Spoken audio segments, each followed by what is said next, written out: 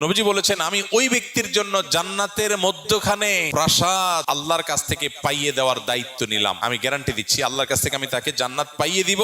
যে ব্যক্তি ঝগড়া করার উপলক্ষ তৈরি হওয়ার পরেও অন্যায়ভাবে তার উপরে জুলুম করা হচ্ছে, তারপরে সে কথা বাড়াচ্ছে না কেন? ঝগড়া বাড়বে সেজন্য। সে নিজেকে নিয়ন্ত্রণ করছে, মুখ বুজে চলে আসছে, কথা বাড়াই নাই, পুরা উল্টা পাল্টা বলতেছে, পুরা অন্যায় করতেছে। চাইলেই এখানে এটাকে নিয়ে সামনে বাড়ায় ঝগড়া করা যায়, কিন্তু সে ঝগড়াটা এড়াইতে চাচ্ছে, এই জন্য বলছে ভাই থাক, ঠিক আছে ভাই আপনি যা বুঝছেন ওকে। সে সামনে কথা বাড়াইতে চায় না। নিজের ন্যায়ের উপরে থাকা সত্ত্বেও, ন্যায়ের উপরে থাকলে সাধারণত একটু ঝগড়া করতে বেশি মন চায় না। শয়তান তখন উস্কায়, শয়তান বলে যে এই তুমি চুপ থাকবা, কি দুঃখে মিয়া। সে তো উল্টা পাল্টা কথা বলতেছে। আরে এসব উল্টা কথা মানা যায় নাকি? ঝগড়া করার পর কেউ জিজ্ঞেস করে ভাই এত চেঁচাচেঁতি গেলে, আরে ভাই কি উল্টা পাল্টা কথা শোনেন না, মাথা ঠিক থাকে। শয়তান যুক্তি দেখায় না। কিন্তু ইমানদার, বুদ্ধিমান ইমানদার যে ওই যে জান্নাতে আল্লাহ নবীর দায়িত্ব নেওয়া প্রাসাদের মালিক হতে চায়, সে কি করবে? সে সবর করবে। সে দেখতেছে উল্টা পাল্টা হচ্ছে, দেখছে যে কথা বললে এখানে ঝগড়া হবে, ঝগড়া হলে আমার মেজাজটা গরম হবে, তার চাইতে বলে ভাই ঠিক আছে ভাই।